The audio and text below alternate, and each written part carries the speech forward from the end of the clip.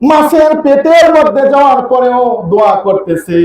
সকলে বলি লা ইলাহা ইল্লা আনতা সুবহানাকা ইন্নী কুনতু মিনাল যালিমিন। মাছের পেটের মধ্যে যাওয়ার পরেও ইউনূস আলাইহিস সালাম বাঁচার জন্য কার কাছে দোয়া করতেছে? একটু আওয়াজ দিন, কার কাছে? আল্লাহর কাছে দোয়া করতেছে মাছের পেটের মধ্যে থেকে। এবার আল্লাহ তাআলা বলেন ফাস্তাজাবনা লাহু ওয়া নাজ্জাইনাহু মিনাল গাম্মি ওয়া কাযালিকা নুনজিল মুমিনিন। আমি ইউনূসকে মাছের পেট থেকে মুক্তি দান করলাম। কিয়ামত পর্যন্ত কোন বান্দা যে কোন বিপদের মধ্যে পড়ুক না কেন, মুসিবতের মধ্যে পড়ুক না কেন, লা ইলাহা ইল্লা আনতা সুবহানাকা ইন্নী কুনতু মিনাজ জালিমিন, এই দোয়াটি যদি পড়ে আমি রব্বুল আলামিন ইউনূসের মতো বিপদ থেকে তাকেও মুক্তি দান করব। সকলে বলি সুবহানাল্লাহ। সম্মানিত হাজিরিন, বিপদের মধ্যে পড়েছিলেন হযরত ইব্রাহিম আলাইহিস সালাম। নিজের বাবা তাকে আগুনের মধ্যে ফেলে দিতেছে। ইব্রাহিম আলাইহিস সালাম দেখতেছেন নমরুদের সৈন্য সামন্ত চরক গাছ ধরেছে, ইব্রাহিম আলাইহিস সালামকে আগুনের মধ্যে ফেলতেছে। দেখতেছে ওই চরক গাছকে আরেকজন ধরেছে, সেটা হলো জন্মদাতা পিতা। পৃথিবীর সমস্ত মানুষগুলো ইব্রাহিম আলাইহিস সালামের শত্রু হয়ে গেছে। ইব্রাহিম আলাইহিস সালাম কি আত্মহত্যা করেছেন? একটু আওয়াজ দিন। পৃথিবীর সমস্ত মানুষগুলো ইব্রাহিম আলাইহিস সালামের শত্রু হয়ে গেছে। নিজ পিতা ও চরক গাছ ধরেছে, ছেলেকে আগুনের মধ্যে অগ্নিকুণ্ডের মধ্যে ফেলে দিতেছে। জিবরাইল আমিন বলে, পয়গম্বর ইব্রাহিম আপনি শুধু আমাকে আদেশ দিন, আমি আপনাকে বাঁচাবো। ইব্রাহিম আলাইহিস সালাম বলে, জিবরাইল তোমার সাহায্যের দরকার নাই, যে রবের জন্য আমি কাজ করেছি ওই রবের জন্য আমি আগুনেও গেলেও আমার কোনো আফসোস নাই। সকলে বলি সুবহানাল্লাহ। ইব্রাহিম আলাইহিস সালাম এত বড় বিপদের মধ্যে পড়ার পরেও কার উপর ভরসা করেছেন? একটু আওয়াজ দিন। ইব্রাহিম আলাইহিস সালাম এত বড় বিপদের মধ্যে পড়েও আল্লাহ তাআলার উপর ভরসা করেছেন। আল্লাহ তাআলা বিপদ থেকে বাঁচাইছেন। আল্লাহ তাআলা আগুনকে নির্দেশ দিয়েছেন, ইয়া নারু কুনি বারদান ওয়া সালামান আলা ইব্রাহিম। আল্লাহু আকবার। আগুনকে আল্লাহ তাআলা আদেশ দিয়েছিলেন, আগুন আমার ইব্রাহিমের জন্য তুমি শীতল হয়ে যাও। আল্লাহু আকবার। ইব্রাহিম আলাইহিস সালামকে বলা হলো, আপনি পৃথিবীর মধ্যে যতদিন ছিলেন এর মধ্যে সবচেয়ে শান্তির মধ্যে কোন দিনগুলো ছিলেন?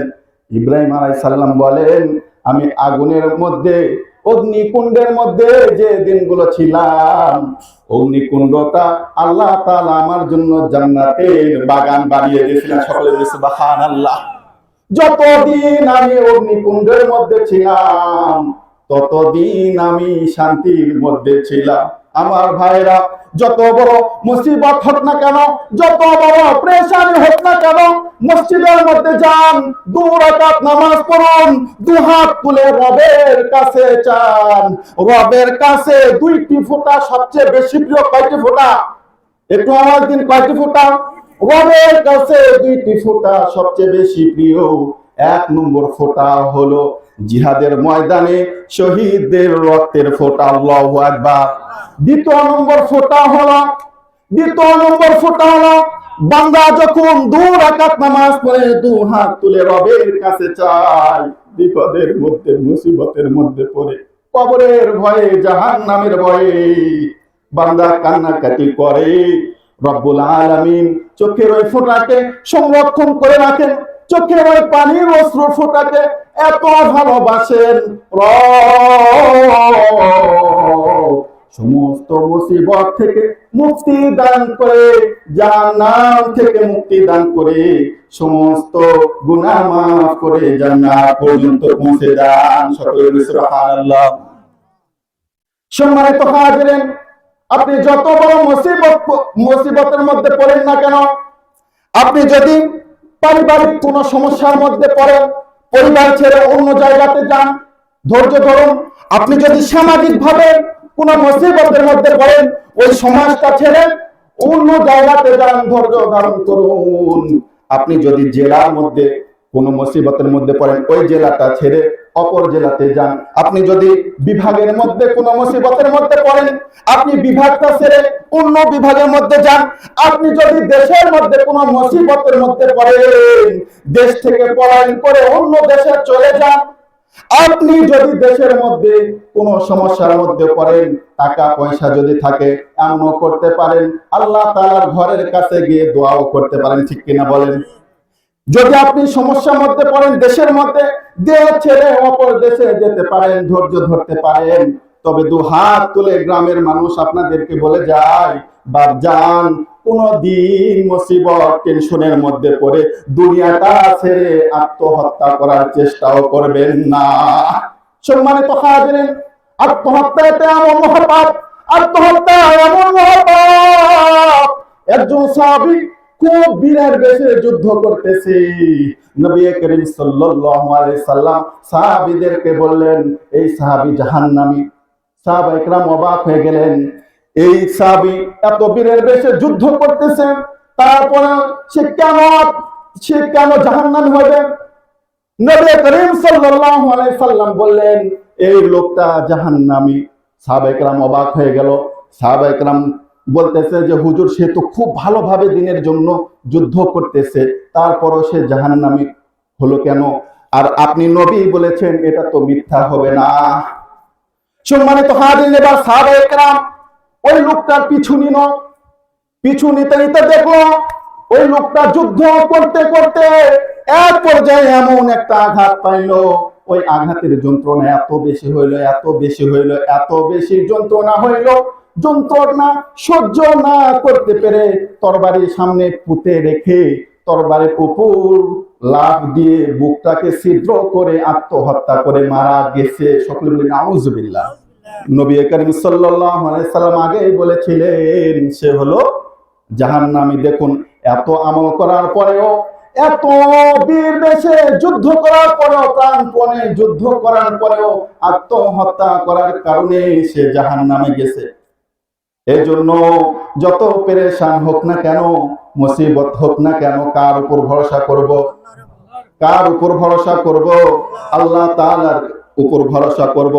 আর যদি কেউ এরকম কাজ করে ফেলে, কেঁদে কেঁদে আমরা স্বজনরা তার জন্য দোয়া করব, আল্লাহ তাআলা যেন তাকে মাফ করে। সকলে বলে আল্লাহুম্মা আমিন। সম্মানিত হাজিরিন, পৃথিবীতে চিরদিন থাকবো না, একদিন সকলকে অন্ধকার কবরের মধ্যে যেতে হবে। বাদশাহ যুলকারনাইন যখন মৃত্যুবরণ করবেন, এর পূর্বে আত্মীয় স্বজনদেরকে বলল, আমি যখন মারা যাব তোমাদেরকে একটা ওসিয়ত আর নসিহত করে যাই, খাটনির দু পাশ দিয়ে আমার দু হাতটা বের করে দিবা। আত্মীয় স্বজন বলে, আপনি এরকম ওসিয়ত আর নসিহত কেন করলেন? মানুষ তো সম্পদের ব্যাপারে অনেক ওসিয়ত করে, অনেক কথা নসিহত করে, কিন্তু মৃত্যুবরণ করার পরে খাটনির দু পাশ দিয়ে আমরা দু হাত বের করে দিয়ে কবরস্থানের দিকে নিয়ে যাব, কারণটা কি? ঘটনাটা খুলে বলুন। বাদশাহ যুলকারনাইন বলে, আমি এই দেশের বাদশাহ, পুরো পৃথিবীটাকে আমি শাসন করেছি, পুরো পৃথিবীর রাজত্ব আমি করেছি, পুরো পৃথিবীর আমি বাদশাহ। আমি মানুষকে এটা বুঝাতে চাই, এত বড় পৃথিবীর বাদশাহ হওয়ার পরেও যখন আমি অন্ধকার কবরের দিকে যাইতেছি, আমি বাদশাহ যুলকারনাইন সাথে কিছুই নিয়ে যেতে পারলাম না, খালি হাতে অন্ধকার কবরের দিকে যাইতেছি। আল্লাহু আকবার। আমল সারা কবরে কিছুই যাবে না, ঠিক কিনা বলেন? সম্মানিত হাজিরিন, বাদশাহ যুলকারনাইন পৃথিবীতে 1600 বছর হায়াত পেয়েছিল। কত বছর? বাদশাহ যুলকারনাইন পৃথিবীর মধ্যে 1600 বছর হায়াত পেয়েছিল। মানুষ যত বড় হোক না কেন, বৃদ্ধ হোক না কেন, দুইটা জিনিসের লোভ থেকেই যায়, একটা হচ্ছে হায়াতের লোভ, আরেকটা হলো ক্ষমতা সম্পদের লোভ। বাদশাহ যুলকারনাইন 1600 বছর হায়াত শেষ করার পরেও আল্লাহ তাআলার কাছে চাই, আল্লাহ আমাকে আরো হায়াত দিন, আল্লাহ আমাকে আরো হায়াত দিন। কিন্তু সেটা আর ভাগ্য হয় নাই। বাদশাহ যুলকারনাইন ইন্তেকাল করেছে। আজও ফিলিস্তিনে যেখানে গাজাবাসীদেরকে রক্তাক্ত করা হচ্ছে, ইহুদিরা গাঁজাবাসীদেরকে মারতেছে। আল্লাহ তাআলা গাঁজার মুসলিম ভাই বোনদেরকে হেফাজত করুন, সকলে বলে আল্লাহুম্মা আমিন। সম্মানিত হাজিরিন, ফিলিস্তিনের বাইতুল মুকাদ্দাস মসজিদ থেকে 9 মাইল দূরে মদিনাতুল যুলকারনাইন কি? ফিলিস্তিনের বাইতুল মুকাদ্দাস মসজিদ থেকে 9 মাইল দূরে মদিনাতুল যুলকারনাইন, যুলকারনাইনের শহর। সেখানে আজও বাদশাহ যুলকারনাইনের লাশ আছে। বাংলাদেশের চট্টগ্রামের একজন আলেম সেখানে গিয়েছিল ভ্রমণ করার জন্য যাওয়ার পরে বাদশাহ যুলকারনাইনের কবরটা মাপছে। কি করছে? বাদশাহ যুলকারনাইনের কবরটা মাপছে। মাপার পরে দেখে বাদশাহ যুলকারনাইনের কবরটা 48 হাত। কত হাত? বাদশাহ যুলকারনাইনের কবরটা 48 হাত। সম্মানিত হাজির, 48 হাত একজন মানুষ পুরো পৃথিবীটাকে শাসন করেছে। কত ক্ষমতা, কত শান শৌকত, ধমকে জমিনটা কেঁপে উঠতো, ঠিক কিনা? আজকে তার কবরের উপর দিয়ে গরু, ভেড়া, ছাগল ঘাস খাইতেছে, কিন্তু খেদানোর মতো কোনো শক্তি নাই, ঠিক কিনা বলেন? এজন্য আমাদেরকে আমল করতে হবে। আমল ছাড়া আমাদের সাথে কিছুই যাওয়া, ঠিক কিনা? কিসের বাড়ি, কিসের জমি, কিসের বাড়ি, কিসের টাকা, কিসের জমিদার, কিসের বাড়ি, কিসের টাকা, কিসের জমিদার, চোখ বুজিলে দুনিয়া আন্ধার, ঠিক কিনা বলেন? কিসের বাড়ি, কিসের টাকা, কিসের জমিদার, চোখ বুঝিলে দুনিয়া আন্ধার। সম্মানিত হাজিরিন, আমরা যদি আমলকে সাথে নিয়ে যেতে পারি, সময় আমার শেষ, ভাই কথা বলবেন। আমরা যদি আমল সাথে নিয়ে যেতে পারি, অন্ধকার কবর আমাদের জন্য আলোকিত হয়ে যাবে। সকল বলি সুবহানাল্লাহ। যখন যার জন্য আপনি দৌড়াদৌড়ি করেছেন, যখন তারা আপনাকে মাটি দিতে আসবে, তার কাছে ফোন আসবে। যখন ফোন আসবে বলবে যে আমি অমুকের কবর দেওয়ার জন্য আসছি, অমুককে দাফন করার জন্য আসছি, দাফন করেই চলে আসতেছি, আপনাকে কেউ টাইম দিবে না, আপনার সাথে কেউ থাকবে না। বাপজান, অন্ধকার কবরে আমাদেরকে একাকী করে থাকতে হবে। একটু চিন্তা করুন, যদি আমরা কোরআন মানি, যদি আমরা আমল করি, ওই কোরআন আমার পাশে সেদিন দাঁড়াবে, দাঁড়িয়ে বলবে, আযাবকে বলবে, মুনকার নাকিলকে বলবে, এটা আমার বন্ধু হয়, একে আমি ছাড়বো না, একে জান্নাত পর্যন্ত পৌঁছে দিব, তারপরে আমি যাব। সকলে বলি সুবহানাল্লাহ। এজন্য আমরা চেষ্টা করব আমল করার, কোরআনকে আঁকড়ে ধরার। আল্লাহ তাআলা, আবারও দোয়া করি, আল্লাহ তাআলা আমাদের সকলকে সংক্ষিপ্তভাবে যে কথা বললাম এর উপর আমল করার, 5 ওয়াক্ত নামাজি হওয়ার তৌফিক দান করুন। সকলেই বলি আল্লাহুম্মা আমিন। আবারও আমার দাদি মারা গেছে, দাদা মারা গেছে, আরো আমাদের সকলেরই কেউ না কেউ মারা গেছে, ঠিক কিনা বলেন? আমি যেরকম ভাবে দোয়া করব, আমি যদি এক কথায় যে দোয়া করব, আমার দোয়াটা যেরকম ভাবে কাজে লাগবে, আঘাত করবে, অন্য কারো দোয়া কাজে লাগবে? কারণ আমারই রক্ত চলে গেছে, আমার স্বজনে মহল্লাবাসী যারা মারা গেছে তারা আমারই তো রক্ত, ঠিক কিনা বলেন? এজন্য পরিশেষে আবারও তাদের জন্য দোয়া করি। আলহামদুলিল্লাহি রাব্বিল আলামিন। আয় আল্লাহ, আমাদের স্বজনরা মারা গেছে আল্লাহ, তাদেরকে খুবই স্মরণ করতেছি আল্লাহ। আয় আল্লাহ, আয় আল্লাহ, অনেকের মা নাই, বাবা নাই, দাদা নাই, দাদি নাই। আয় আল্লাহ, সকলে মিলে হাত তুলেছি আল্লাহ, পাশে বাঁশবাগানের নিচে তারা শুয়ে আছে, জানি না তাদের কি অবস্থা। আয় আল্লাহ, হৃদয়ের শেষ আকুতি দিয়ে আমি ছোট্ট মানুষ, তাদের জন্য দোয়া করি। আয় আল্লাহ, দয়া করে আমাদের এই স্বজন গুলোকে, তাদের কবরটাকে জান্নাতের বাগিচা বানিয়ে দিন। আয় আল্লাহ, জানি না এই পুকুরটাকে খনন করেছে।